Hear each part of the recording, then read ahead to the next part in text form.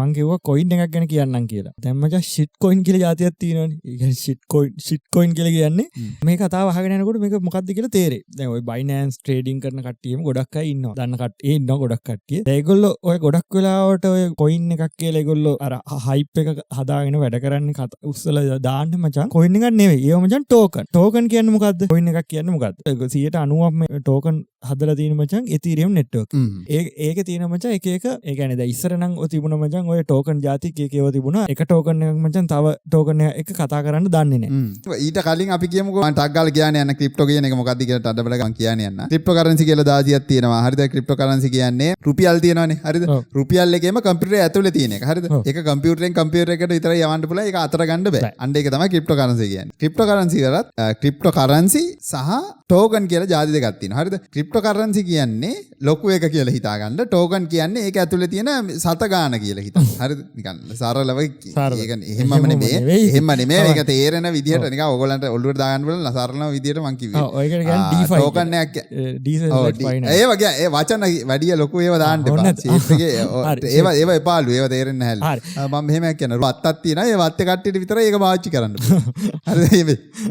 ඒ වත්තේ කට්ටිය පාවිච්චි කරන වෙනම කරන්සි එකක් තියෙනවා. අන්න ඒක තමයි ටෝකන් එකක් කියන්නේ. කොහොම වතු ගොඩක් තියෙනවා. ඒ කියන්නේ ටෝකන් එක නම් තියෙන ටෝකන් තියෙනවා. ඒ කියන්නේ වතු ගොඩක් තියෙනවා. ඒ වතු වල කාය පාවිච්චි කරන වෙනම ටෝකන් තියෙනවා. ඒක වත්තේ ඇතුලේ විතරයි පාවිච්චි කරන්න පුළුවන්. හරිද? ලෝකෙම පාවිච්චි කරනවා නම් අන්න හොඳ උදාහරණය ලෝකෙම කට්ටිය පාවිච්චි කරනවා නම් පාවිච්චි කරන්නේ ක්‍රිප්ටෝ කරන්සි. අර වත්තේ ඇතුලේ කට්ටිය විතරක් පාවිච්චි කරන්නේ ටෝකන්. ඕක නිකන් ඔළුවට දාගන්න හැබැයි මීට වැඩි පට්ට කම්ප්ලෙක්ස් මං ඉතින් පට්ට සරල විදිහට තමයි ඔය කිව්වේ. හරි. ස්මාර්ට් කොන්ට්‍රැක්ට්ස් කියලා જાතියක් ගැන අපි කතා කරලා තියෙනවා. ස්මාර්ට් කොන්ට්‍රැක්ට්ස් කියලා කියන්නේ උදාහරණයක් විදිහට වාහනේ තියෙන ඩීඩ් එක සිංහලෙන් කියන්නේ මොකද? වාහනේ පොතක්. වාහනේ පොතක්. ඒකට ඒ වගේ එකට තමයි කියන්නේ වාහනේ පොතක් වගේ එකකට තමයි කියන්නේ ස්මාර්ට් කොන්ට්‍රැක්ට් එකක් කියලා.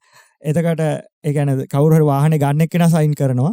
වාහනේ ඒ කියන්නේ ගන්න එක්කෙනා සයින් කරනවා. විකුණන එක්කෙනා සයින් කරනවා. ඊට පස්සේ සයින් කරා කියලා ඉගෙන ගන්න උඩින් මුද්දරයක් ගහනවා. ඒක උඩින් මුද්දරයක් ගහනවා. ඒක තමයි ස්මාර්ට් කොන්ට්‍රැක්ට් එක. ඊට පස්සේ ඒක මේ දැන් අපි මේක ඇතුලෙන් දාලා තියෙන අපි ඔය කොහේ හරි ගහලා ෆයිල් එක අස්සෙන් දාලා තියෙන ගෙදර. ඒක නැතුව අපි දාලා තියෙන කම්පියුටරේ ඇස්සේ. උඹට කම්පියුටරේ ගෙදර අරන් ගිහලා වෙලා ඒක කෑලි ගලවලා බලුවා කියලා ඕක හොයාගන්න බෑ.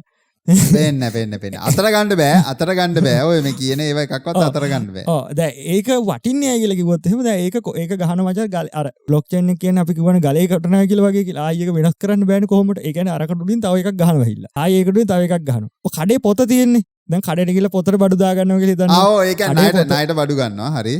ණයට බඩු ගන්නකොට මචං ඌ ඒක පොතේ ලියා ගන්න ඕනේ කඩේට ගියාට පස්සේ. හරි උඹ මට රුපියල් 5ක් නැහැ. හරි. ඒ පොත් දෙකක් තියෙනවනේ. පොත් දෙකක් තියෙනවා. ඒ කියන්නේ මම ගෙදර ඒ කියන්නේ මට තියෙන පොත තියෙනවා. මගේ පොතෙත් ඌ ලියා ගන්නවා. ඌ ලියනවා ඇවිල්ලා මම මේ දාහැලි වෙලා බිස්කට් එකක් ගත්තා කියලා. මොකද්ද? කඩේ කාගේ පොතෙත් තියා ගන්නවා. මම මේක ඇවිල්ලා පොතේ තියාගත්තා. දැක්කනේ ඕක සරලයි. මේක ඇග්‍රීන් මචං. හරි ඔය හරියටම ඒ කියන්නේ ලෙජර් එකක්ම තමයි. හරියටම ඒකම තමයි උදාහරණය. අන්න ඒක තමයි ලෙජර් එක.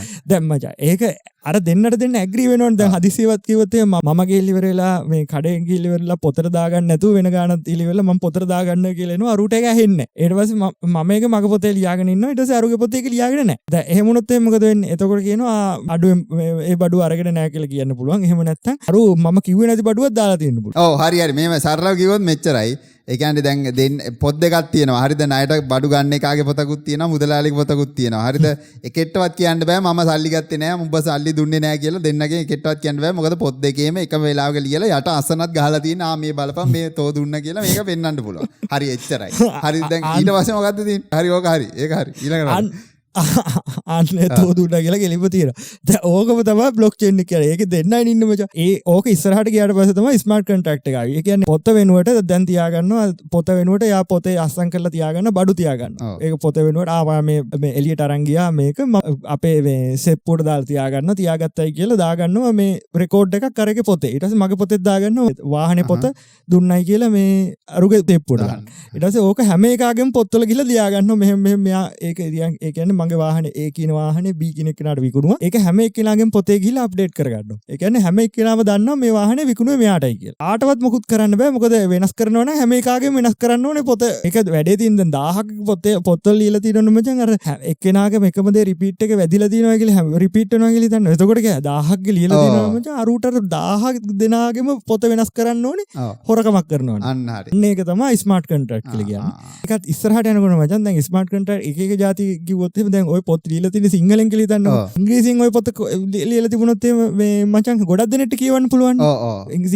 සිංහලට වඩා ඉංග්‍රීසි කතා කරන අය වැඩි. අන්න ඒ වගේ තමයි Ethereum network එක කියන්නේ. Ethereum network එක ඇතුලේ ස්මාර්ට් කොන්ට්‍රැක්ට් එක හැදුවොත් එහෙම ඒක Ethereum එක නිකන් ඉන්ටර්නෙට් එක වගේ ඒක ඕන දෙයක් හදන්න පුළුවන්. මේ coin එකක් නෙමෙයි මේ ස්මාර්ට් කොන්ට්‍රැක්ට්ස් නේ මම මේවට කියන්නේ. ඒවා මේවා මොනවද ටෝකන්. මේවා සෙට් ටෝකන් අපි හදනවා නම් අපි හැමෝම හදන්න ඕන එකම විදියකට. එතකොට අපි හදන මේ නීති සෙට් එකක් ගෙනාව මේ විදියට හැදුවොත් එහෙම ඒ හැම coin එකක්ම අයිති අරකට. Ethereum network එක ඇතුලේ ඔයාලට අලුතෙන්ම කෝඩ් මොකුත් ලියන්න ඕනේ නැහැ. එතකොට හැමෝටම කතා කරන්න පුළුවන්. හැමෝම කතා කරන්නේ ඉංග්‍රීසියෙන්. එතකොට ඒවා ලෝක වටේම එහා මෙහා කරගන්න පුළුවන්. කිසි ප්‍රශ්නයක් නැතුව Ethereum network එක ඇතුලේ තමයි තියෙන්නේ. ඉංග්‍රීසියෙන් ලියලා තියෙනවා කියලා හිතාගන්න. එච්චරයි. ඕක මචං මේ හැම මගුලම තියෙනවා ඔය ශීබා කියයි අරකම කියයි මේක කියයි ඔය ලොකු coin තියෙන බන් දැන් ඔය ප්‍රසිද්ධ වෙලා තියෙන්නේ. ඒ ඔක්කොම මේ ERC20 ERC20 සෙට් එක තමයි ඉන්නේ. ERC20 එකට සර්ච් කරාට පස්සේ ඔක්කොම එනවා හෙන්න සෙට් එකක් එනවා. ඒ ERC20. හරි මෙහෙම. හරි දැන් ඔයාට හිතන්නකෝ දැන් මම මේක ටක් ගාලා කියන්නේ තප්පර 10න් මොකද්ද මේ කිව්වේ කියලා. ඔයාට දැන් හිතන්න ඔයාට coin එකක් හදන්න උනා කියලා කෙලින්ම යන්න ඔයගොල්ලෝ Ethereum එකේ ඒගොල්ලන්ගේ sample code එකක් තියෙනවා. ඒක දවස් ගාලා download කරා. ඒකෙම චූටි දේ ඔයාගේ නමයි ඒවා මේවා ටික චූටි තැන් දෙක තුනක වෙනස්කම් තියෙනවා. ඒක වෙනස් කරලා ඔයාට ඔයාගේම coin එකක් upload කරන්න පුළුවන්. එතකොට ඒක ERC20 token එක. token එක. අර වත්ත ඇතුලේ තියෙන එකක් හදා ගන්න පුළුවන්. අnder ඒ විදියට download කරා නමයි චූටි අර නිකන් මේ coin එකේ වටිනාකමයි ඒ වගේ චූටි නිකන් හිස්තැන් ටිකක් පිරෙව්වා. ඔයාගේ නමින් දැම්මා. සිරිපාල නැත් සුගතන් coin. සුගතන් coin කියලා හදාගත්තා. දැන් ඕක මචං Ethereum network එකේ දානවා gas fees. ඒ කියන්නේ මේක හදලා දානවා නම් සල්ලි ගෙවන්න ඕනේ. එහෙම තියෙනවා මචං. YouTuber කරන්නේ මචං මේක Binance network එකේ තමයි දාන්නේ. මේකත් මේ network එක වැඩ කරන්නේ Ethereum network එක උඩ. ඒකින්ද Binance token එකෙන් තමයි කරන්නේ. මූ මේකට රුපියල් වලින් නම් කියන්න බෑ ඩොලර් 3000ක්. ඒක ලක්ෂ 6කට ආසන්න ප්‍රමාණයක් දාලා මෙයා පටන් ගන්නවා වැඩි. ඒ ඩොලර් 3000 මූ හොයාගන්නෙත් මචං මේ NFT එකක් විකුණලා. NFT කියන්නේ මොකක්ද? NFT එක කලින් කියලා තියෙන NFT එකක් කියලා කියන්නේ NFT කියන්නේ චිත්‍ර වෙන්දේසියකම කම්පියුටරේ ඇතුලේ කරන්න පුළුවන් එක. හරි ඊළඟට යනවා. හරි. ඊට පස්සේ පොර මේක හදලා වෙලා ඩොලර් 3000ක් අරගෙන මේක මචං බිලියන 100ක් මචං coin හදනවා මේ smart contracts මොනවද මේවා මේ ඒක නම fluff coin. මෙයා ඒක හදලා ඉවරලා මෙයා බිලියන 100ක් හදලා වෙලා බිලියන 40ක් මිලියන 400කට ආසන්න ප්‍රමාණයක් මචං එයාගේ wallet එකේ තියාගෙන ඉතුරු ටික දානවා මේ අර pancake swap කියලා එකක් තියෙනවා. ඒකට දානවා මචං ඩොලර් 3000ක් වටිනවයි කියලා. ඩොලර් 3000ක් එයාගේ අතින් දාලා මේ ඒකට කන්වර්ට් කරගන්නවා. pancake swap කියන්නේ මොකක්ද කියලා මම ටක් ගාලා කියන pancake කියලා කියන්නේ මාකට් ප්ලේස් එකක්. හරිද? ඔයා මොකක් හරි අර මං කියවන ඩගක්ස් කාලා ඩවුන්ලෝඩ් කරා නමයි ඒව මේවා වෙනස් කරා. එතකොට ඊගේ coin එකක් තියෙනවා. ඒක ෆෝමැට් එක ඒකේ ටෙම්ප්ලේට් එකේ නම තමයි ERC20. ඔයා හදපු ඒ කියන්නේ අර ඔයගොල්ලෝ වෙබ්සයිට් එකේම කරන්න ගියාට පස්සේ සමහර කට්ටිය අර ටෙම්ප්ලේට් ඩවුන්ලෝඩ් කරලා ඒක ආපහු රීඅප්ලෝඩ් කරන්නේ වාගේ එක වගේ. අන්න ඒකම තමයි. ඊට පස්සේ දැන් ඔයා ඒක දැන් කොහෙට හරි දාන්න බෑ මේ coin එකේ වටිනාකම ගන්න. අන්න ඒ වගේ වෙලාවට තමයි coin market place එන්නේ. ඒක එකක් තමයි මේ pancake swap කියන්නේ ඒක. ඔයා coin එක දාන්න තැන. අරයාගේ තිබ්බ සල්ලි වලින් මාරු කරගන්නවා. එතකොට මේ ERC20 ටෝකන් එක මේ මාරු කරගන්නවා ඩොලර් 3000කට. ඩොලර් 3000යි මිලියන 600ක්. එතකොට ඩොලර් 3000කට මාරු කරගන්න. එතකොට ඒක යනවා මචං හැමෝටම හතර වටේ යනවා. මූ ඊට පස්සේ මේකට හදනවා මචං වෙබ්සයිට් එකකුයි ඒක. ඔව් බලන්න ඩොලර් 3000කට මාරු කරගන්නවා කිව්වේ. ඒ කියන්නේ ඩොලර් 3000යි ඒක මචං අර ලික්විඩිටි පූල් එකට කෙලින්ම මාරු කරගන්නවා. දැන් එයාගේ BNB ටෝකන් නේ තියෙන්නේ. අපි ගිය සතියේ කිව්වනේ. අපි කිව්වා නේද? ටෙක් ඩේලි එක හරි කිව්වා. ඒක කිව්වා. ඒකට මාරු කරගන්නවා. එතකොට ඒක ලික්විඩිටි පූල් එකට යනවා. ඒක ගියාම ඩොලර් 3000ට සමානයි වටිනාකම.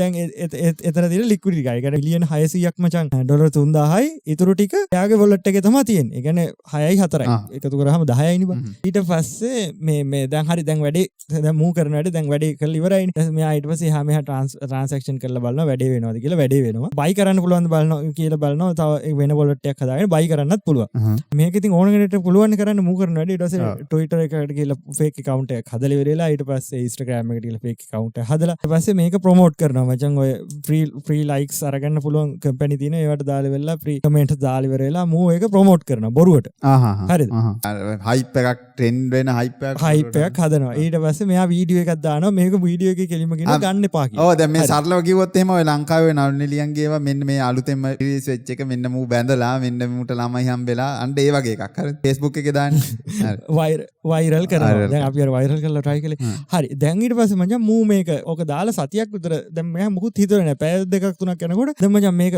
BFA20 එකෙන් මේක නම සර්ච් කරන් FLUFF කියලා සර්ච් කරාම මචං මේක බලා ගන්න පුළුවන් ද හැමෝටම පේනවා පරිද FLUFF කියන්නේ එයාගේ coin එකේ හදපු එක මම අර සුගතන් coin කිව්වේ අන්න ඒ වගේ FLUFF කියන්නේ එයා හදපු coin එක මේක ගන්න එපා හොඳේ බතලකට හදපු එකක් හොඳේ මේක ගන්න එපා මචං මූ මේක ගැන වැඩි හිතන්නේ නැතු අතින් සතියක් අපි දැන් උන්නේ නැහැ $3000 වියදම් උනේ මේ NFT ගුණවල ගත්තේ ඊට පස්සේ සුගතන් coin එක දැන් වැඩි හරි වැඩි ඊට පස්සේ දැන් පොර නිදාගෙන ඊට පස්සේ ඊළඟ දවසේ හැරිලා බලනකොට මචං $4 මිලියන 4ක් වෙනකන් වැඩි වෙලා. ඒ කියන්නේ කට්ටිය අරගෙන coin එක. අර trend අර viral කරපෙන්ද. viral කරපෙන්ද කට්ටිය අරගෙන අම්මට උරු වෙන්න දවස් 3-4ක් යනකොට මේක $4 මිලියන 4ක් වෙනකන් වැඩි වෙලා. ඊට පස්සේ කට්ටිය කෑ ගහනවලු මෙන්න මේක හොරකමක්. ඊට පස්සේ මේ වීඩියෝ එක මෙයා දාලා කියනවා මම මේක හොරකමක් නෙමෙයි මම මේ ටෙස්ට් කරන්න ගලේ. ඊට පස්සේ පොර කරන්න වැඩි අර මිලියන 40ක් එයාගේ wallet එකේ තියෙනවනේ. ඒ මිලියන 40ක් දානවා මචං අවුරුදු 3ක් ගන්න බැරි wallet එකකට.